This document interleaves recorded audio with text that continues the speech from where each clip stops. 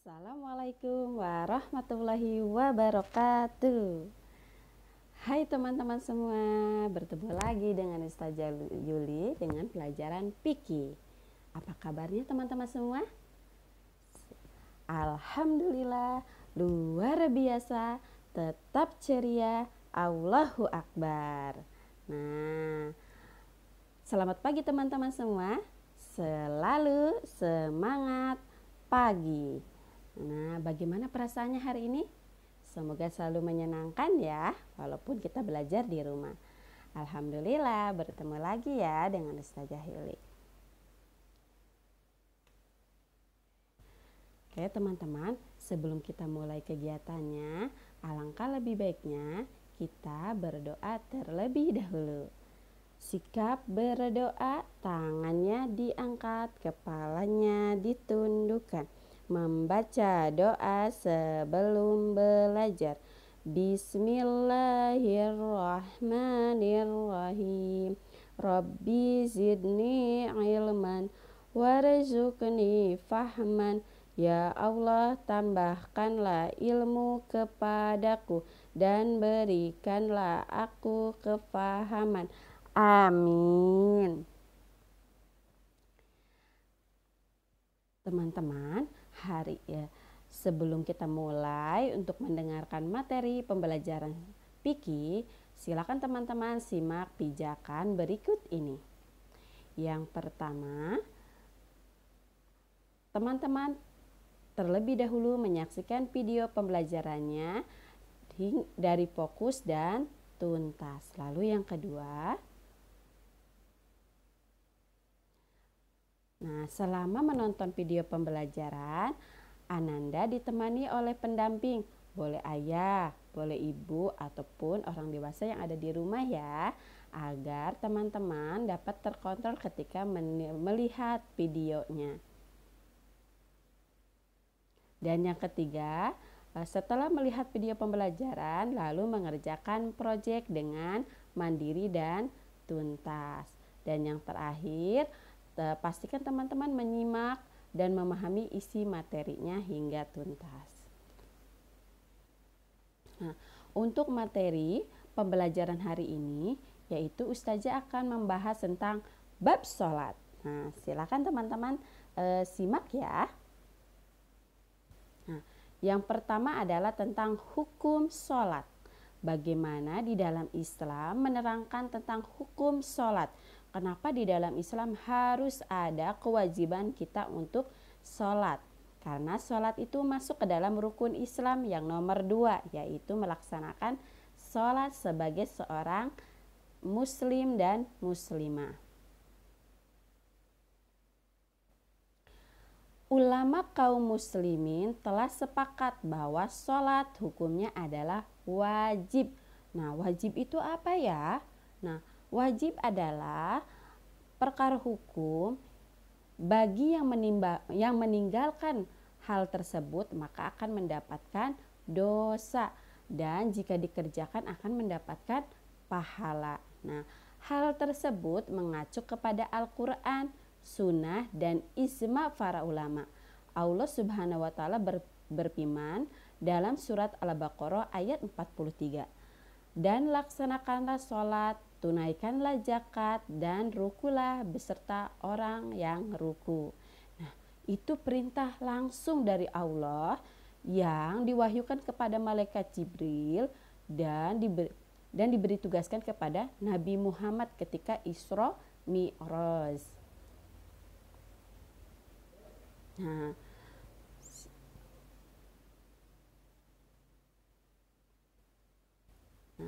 ijma ulama telah bersepakat bahwa sholat 5 waktu hukumnya adalah wajib. Tadi ya sudah dijelaskan. Ternyata bukan hanya di dalam dalil dan firman Allah saja. Ternyata Rasulullah SAW pun bersabda, as-sholatu imaduddin. Nah, Ustazah bacakan artinya saja ya. Yang artinya, sholat adalah tiangnya agama. Barang siapa yang tidak menegakkan sholat, maka berarti ia menegakkan agamanya. Dan barang siapa yang meninggalkan sholat, berarti ia merobohkan agamanya. Hadis riwayat Bukhari dan Muslim. Nah, hadis ini sahih asli teman-teman. Nah, bagi orang yang tidak pernah melaksanakan sholat, maka dia telah merobohkan agamanya sendiri.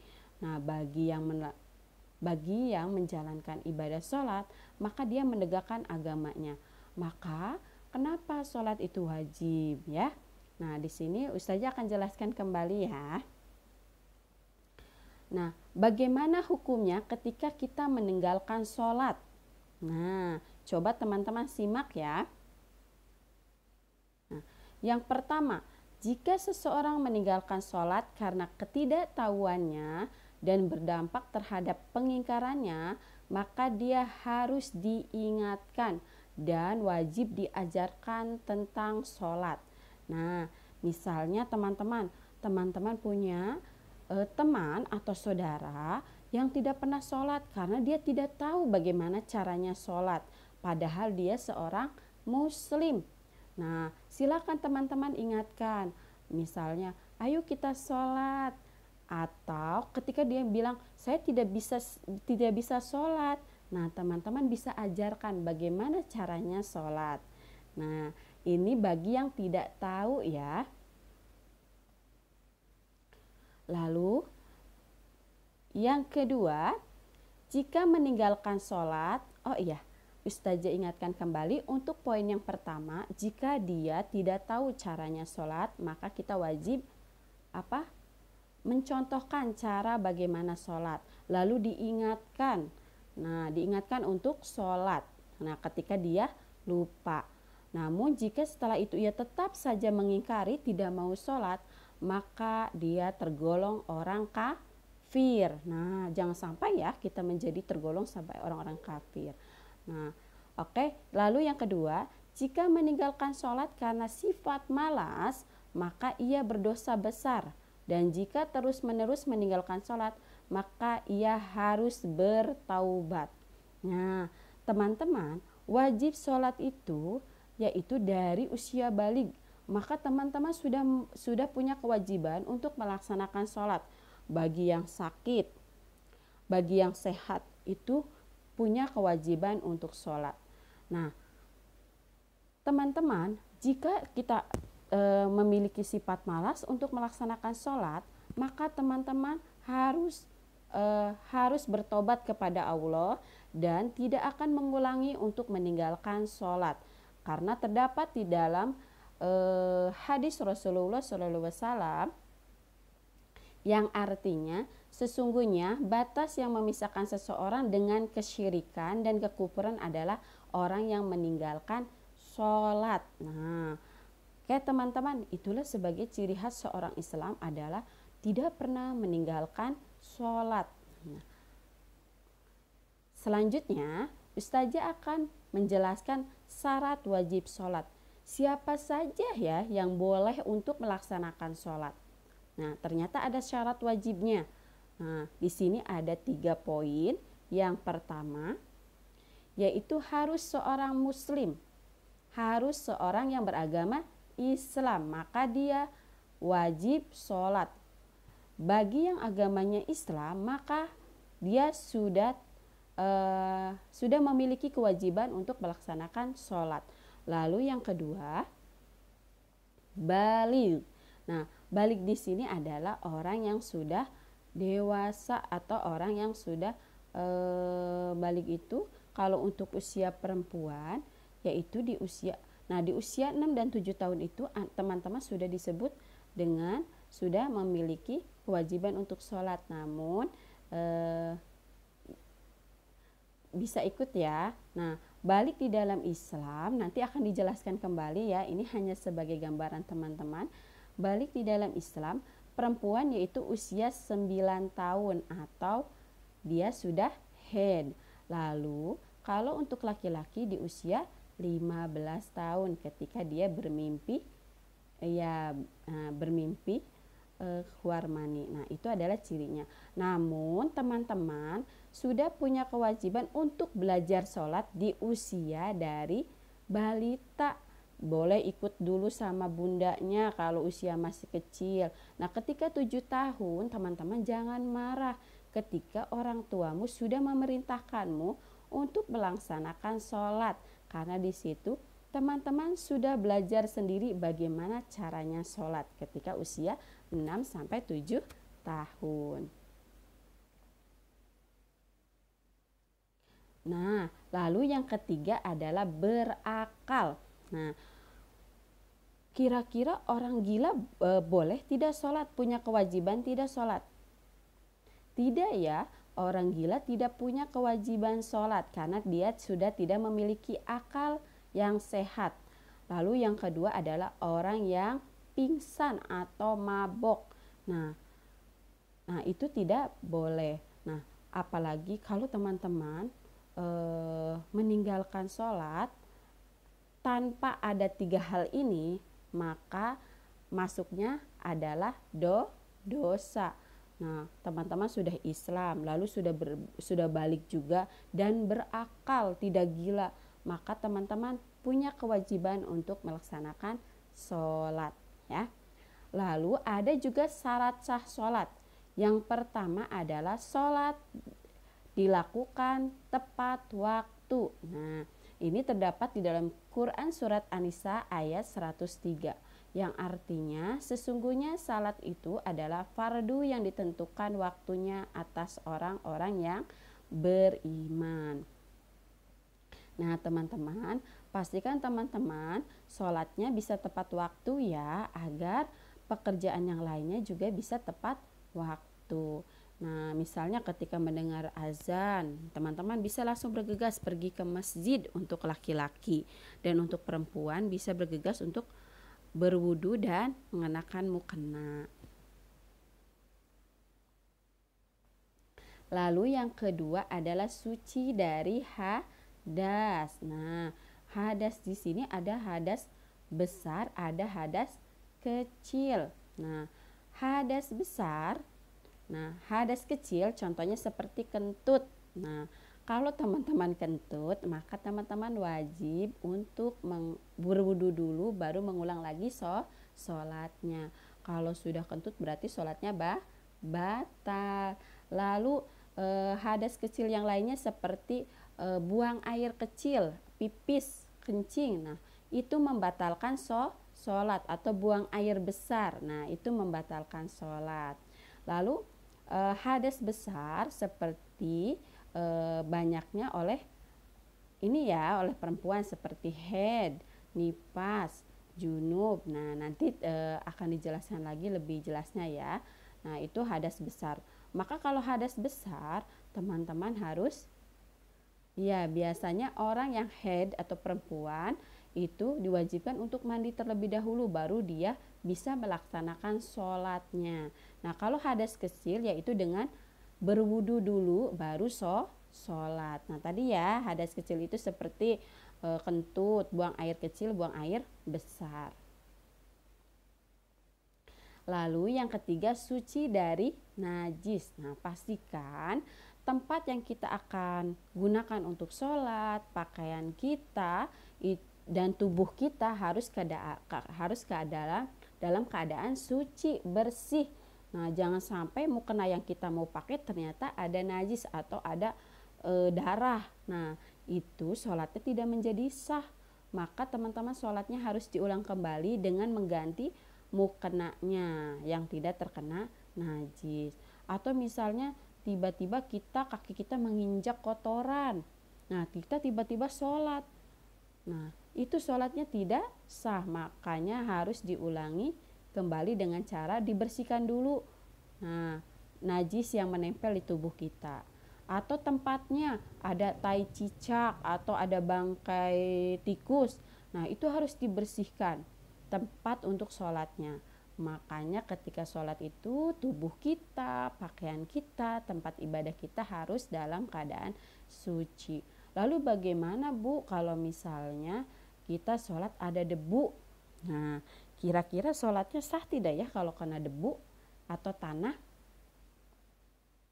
Tetap sah sholatnya karena debu ataupun tanah adalah benda suci, bukan benda najis ya.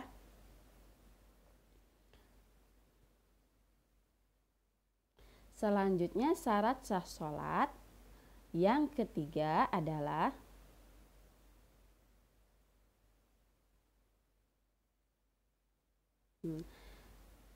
yang keempat, mohon maaf, yang keempat adalah menutup aurat. Nah, untuk laki-laki batas ketika sholat auratnya yaitu dari apa? Dari pusar ya sampai lutut. Nah, kalau bisa seluruh badan itu ditutup dengan memakai baju atau sarung ya. Nah, itu untuk aurat laki-laki.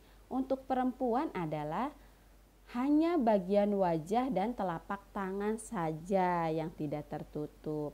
Nah, semuanya harus tertutup. Makanya adanya mukena. Nah, mukena itu fungsinya untuk menutup seluruh bagian anggota tubuh kita yang tidak boleh terlihat ketika sholat.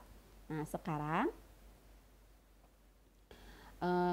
ternyata menutup aurat terdapat di dalam surat Al-A'raf ayat 31 yang artinya, hai anak Adam, pakailah pakaianmu yang indah setiap memasuki masjid. Nah, maksud di sini tidak harus memakai baju yang bagus, hanya bajunya yang pantas, yang tidak terlihat auratnya, yang rapih.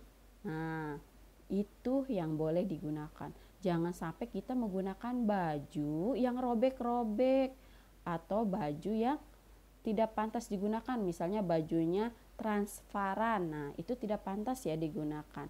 Jadi pakailah pakaian yang pantas digunakan.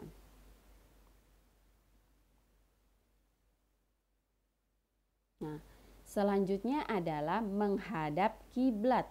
Nah, ketika sholat kita ada aturannya. Tidak semua arah boleh kita lakukan sholat. Ternyata harus menghadap kiblat. Nah, menghadap kiblat terdapat di dalam Quran surat Al-Baqarah ayat 144 yang artinya, maka hadapkanlah wajahmu ke arah Masjidil Haram dan di mana saja engkau berada, hadapkanlah wajahmu ke arah itu. Nah, kita harus menghadap ke Masjidil Haram, yaitu adanya Ka'bah, maka itulah kiblat kita. Nah, kita arahkan. Nah, itu adalah syarat sah sholat, harus menghadap kiblat, kecuali kalau kita sholatnya dalam kendaraan ya, karena kendaraan itu kan tidak tentu arahnya kemana, maka itu yang dibolehkan jika dalam keadaan darurat. Kalau tidak dalam keadaan darurat dan kita bisa berhenti dimanapun, nah lebih baik berhenti dulu di masjid ya. Selanjutnya, nah pembahasan Ustazah sudah selesai. Nah, Ustazah akan membacakan tentang kesimpulan dari hal-hal tentang sholat. Yang pertama, yaitu salat merupakan perintah langsung dari Allah melalui malaikat Jibril yang diturunkan kepada Nabi Muhammad dan memerintahkan kepada umat-umatnya untuk melaksanakannya. Lalu yang kedua, mengerjakan sholat akan mendapatkan pahala dan kesehatan pada tubuh. Ternyata teman-teman, ketika kita melaksanakan sholat, Allah memberikan pahala untuk kita.